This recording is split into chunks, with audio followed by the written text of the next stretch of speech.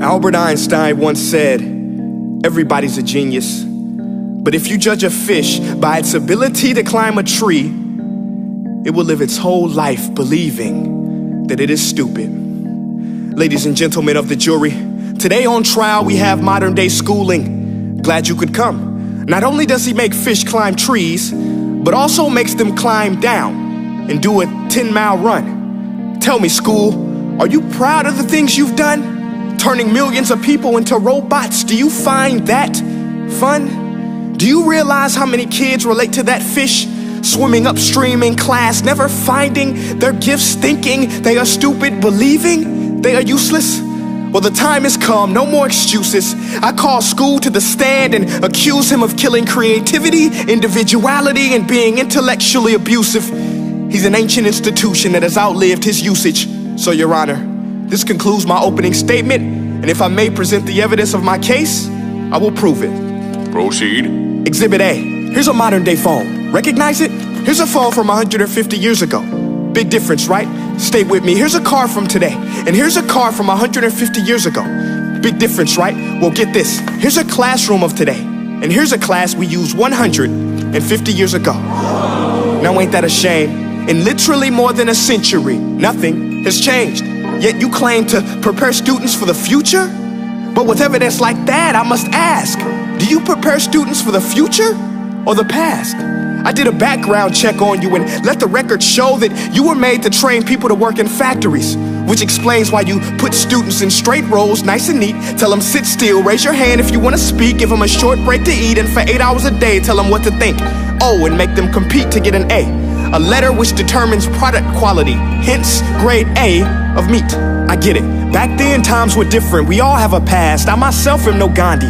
But today, we don't need to make robot zombies. The world has progressed. And now we need people who think creatively, innovatively, critically, independently, with the ability to connect. See, every scientist will tell you that no two brains are the same.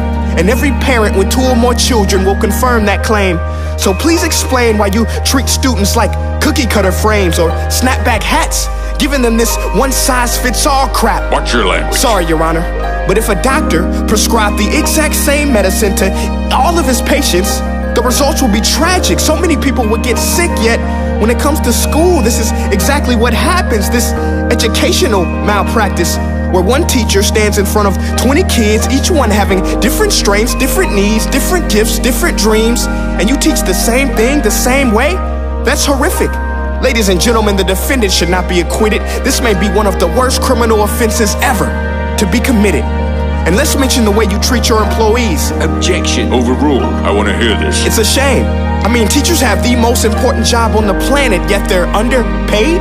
No wonder so many students are short-changed. Let's be honest, teachers should earn just as much as doctors, because a doctor can do heart surgery and save the life of a kid, but a great teacher can reach the heart of that kid and allow him to truly live. See, teachers are heroes that often get blamed, but they're not the problem. They work in a system without many options or rights. Curriculums are created by policymakers, most of which have never taught a day in their life. Just obsessed with standardized tests. They think bubbling in a multiple choice question will determine success. That's outlandish. In fact, these tests are too cruel to be used and should be abandoned, but don't take my word for it. Take Frederick J. Kelly, the man who invented standardized testing, who said, and I quote, "These tests are too cruel to be used and should be abandoned." Ladies and gentlemen of the jury, if we continue down this road, the results will be lethal. I don't have much faith in school, but I do have faith in people. And if we can customize healthcare, cars, and Facebook pages, then it is our duty to do the same for education, to upgrade it, change it, do away with school spirit, because that's useless. Unless we're working to bring the spirit out of each and every student, that should be our task. No more Common Core. Instead, let's reach the core of every heart in every class. Sure, math is important, but no more than art or dance. Let's give every gift an equal chance. I know this sounds like a dream, but countries like Finland are doing impressive things. They have shorter school days, teachers make a decent wage, homework is non-existent, and they focus on collaboration instead of competition. But here's the kicker, boys and girls. Their educational system outperforms every other country in the world. Other places like Singapore are succeeding rapidly. Schools like Montessori, programs like Khan Academy. There is no single solution, but let's get moving. Because while students may be 20% of our population, they are 100% of our future. So let's attend to their dreams, and there's no telling what we can achieve.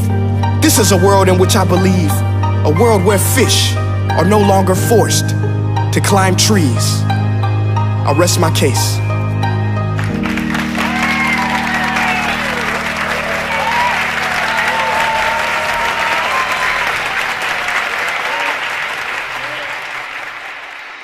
Hey guys, my name is Prince EA, and I want to say thank you so much for watching my video. But now, I want to know what you think. How can we together create a more efficient, effective, and just better future of learning? I want you to visit nestday.com/preorder the future and share your thoughts and ideas on the topic. Peace.